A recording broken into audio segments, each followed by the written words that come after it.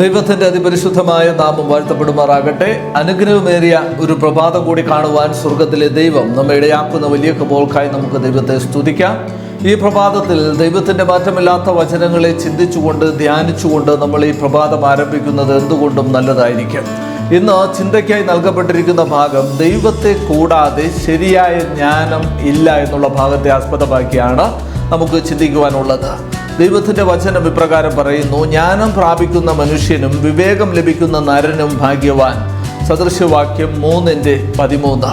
ഇവിടെ ദൈവത്തിൻ്റെ വചനം പറയുന്നു, ജ്ഞാനം പ്രാപിക്കുന്ന മനുഷ്യനും വിവേകം ലഭിക്കുന്ന നരനും ഭാഗ്യവാൻ എന്നാണ് ദൈവത്തിൻ്റെ വചനം പറയുന്നത്.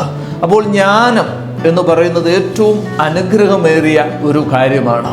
ആ ജ്ഞാനം എവിടെ നിന്ന് വരുന്നു എന്ന് നാം ചിന്തിക്കുമ്പോൾ ദൈവത്തിൻ്റെ വചനം പറയുന്നു, യഹോവ ഭക്തി ജ്ഞാനത്തിൻ്റെ ആരംഭം എന്നാണ് ദൈവത്തിൻ്റെ വചനം പറയുന്നത്. ജ്ഞാനികളിൽ ജ്ഞാനിയായിരിക്കുന്ന ശലോമോൻ ദൈവം എന്ത് വരം വേണം, അല്ലെങ്കിൽ നിനക്ക് എന്ത് അനുഗ്രഹമാണ് വേണ്ടത് എന്ന് ചോദിക്കുന്ന വേളയിൽ ദൈവത്തോട് ശലോമോൻ ചോദിക്കുന്നത് ദൈവത്തിൻ്റെ ജ്ഞാനമാണ്, ഉയരത്തിൽ നിന്നുള്ള ജ്ഞാനമാണ് ശലോമോൻ ചോദിക്കുന്നത്. അല്ലെങ്കിൽ ഇസ്രായേൽ ജനങ്ങളെ പരിപാലനം ചെയ്യുന്നതിന് വേണ്ടി, ഇസ്രായേൽ ജനങ്ങളെ നയിക്കുന്നതിന് വേണ്ടിയുള്ള ജ്ഞാനമാണ് ശലോമോൻ ചോദിക്കുന്നത്. കാരണം ജ്ഞാനം മുത്തുകളിലും വിലയേറിയതാണ്. ഏറ്റവും അനുഗ്രഹമേറിയ ഒരു ദൈവിക വരമാണ് ജ്ഞാനം എന്ന് കാണുവാൻ സാധിക്കും. എന്നാൽ ഇന്ന് നമ്മൾ ഈ ലോകത്തേക്ക് നോക്കുമ്പോൾ ലോകത്തിലുള്ള ജ്ഞാനികളൊക്കെയും അവർ ഈ ലോകപരമായ ജ്ഞാനത്തിലാണ് നിലനിൽക്കുന്നത്. എന്നാൽ അത് ദൈവിക ദൃഷ്ടിയിൽ അത് ലോകപരമായുള്ള ജ്ഞാനം മാത്രമാണ്. ശരിക്കുള്ള ജ്ഞാനം നമുക്ക് ലഭിക്കുന്നത് ദൈവത്തിൻ്റെ വചനത്തിൽ നിന്നാണ്.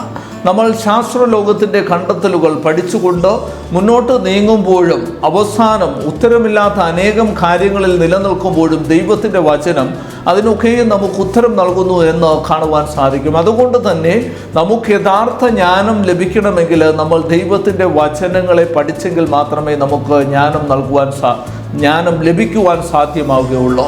ദൈവത്തിൻ്റെ വചനം വളരെ സ്പഷ്ടമായിട്ട് പറയുന്നു, യഹോവ ഭക്തി, സ്വർഗത്തിലെ ദൈവത്തിനോടുള്ള ഭക്തിയാണ് നമുക്ക് ലഭിക്കുന്ന ഏറ്റവും ശ്രേഷ്ഠമായ ജ്ഞാനം എന്നാണ് ദൈവത്തിൻ്റെ വചനം പറയുന്നത്.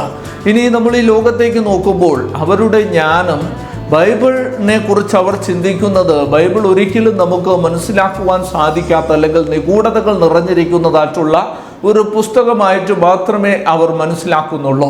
എന്നാൽ നമുക്ക് യഥാർത്ഥ ജ്ഞാനം ലഭിക്കണമെങ്കിൽ ലോകപരമായിട്ടുള്ളതല്ല, ദൈവത്തെക്കുറിച്ച് നമ്മൾ അറിയുമ്പോൾ, ദൈവത്തിൻ്റെ വചനങ്ങളെ പഠിച്ച് മനസ്സിലാക്കുമ്പോൾ, അതിൻ്റെ മധ്യത്തിൽ വസിക്കുന്ന കർത്താവ് യേശു ക്രിസ്തുവെ നമ്മൾ കൃത്യമായി തിരിച്ചറിയുമ്പോഴാണ് നമ്മുടെ ജ്ഞാനത്തിന് പൂർണ്ണത ഉണ്ടാകുന്നത്. അതുകൊണ്ട് നമുക്കിന്ന് പ്രഭാതത്തിൽ ദൈവത്തോട് ആ ഉയരത്തിൽ നിന്നുള്ള ജ്ഞാനം, ദൈവത്തിൻ്റെ പുത്രനായിരിക്കുന്ന ക്രിസ്തുവിനെ വെളിപ്പെടുത്തുന്ന ജ്ഞാനം നമുക്ക് ദൈവത്തോട് ചോദിച്ച് ഈ പ്രഭാതം ആരംഭിക്കാം. അതിനായി ദൈവം നിങ്ങളെല്ലാവരെയും അനുഗ്രഹിക്കുമാറാകട്ടെ. നമുക്ക് കണ്ണുകളടച്ചൊരു നിമിഷം പ്രാർത്ഥിക്കാം. സ്നേഹവാനും പരിശുദ്ധരുമായിരിക്കുന്ന അടിയുടെ വാഴ്ത്തപ്പെട്ട സ്വർഗീയ നല്ല പിതാവാം ദൈവമേ, അനുഗ്രഹമേറിയ പ്രഭാതത്തിനായി നന്ദിയോടെ സ്തുതിക്കുന്നു, സ്തോത്രം ചെയ്യുന്നു. അങ്ങയുടെ മാറ്റമില്ലാത്ത വചനങ്ങളെ അടിയങ്ങൾ ചിന്തിച്ചപ്പോൾ സ്വർഗത്തിലെ ദൈവമേ, സ്വർഗീയ ജ്ഞാനത്താൽ മാത്രമേ നമുക്ക് പൂർണ്ണനാകുവാൻ സാധിക്കുകയുള്ളൂ എന്ന് അവിടുന്ന് വെളിപ്പെടുത്തുന്ന വലിയ കൃപകൾക്കായി നന്ദിയോടെ സ്തുതിക്കുന്നു. അപ്രകാരം ഉയരത്തിൽ നിന്നുള്ള ജ്ഞാനത്താൽ അടിയങ്ങളെ ഓരോരുത്തരെയും അവിടുന്ന് നിറച്ച് അനുഗ്രഹിക്കണമെന്ന് അടിയങ്കായി കാൽവരിയിൽ മരിച്ചുയർത്ത് എന്നേക്കും ജീവിക്കുന്ന യേശുവിൻ നാമത്തിൽ തന്നെ ആമേൻ.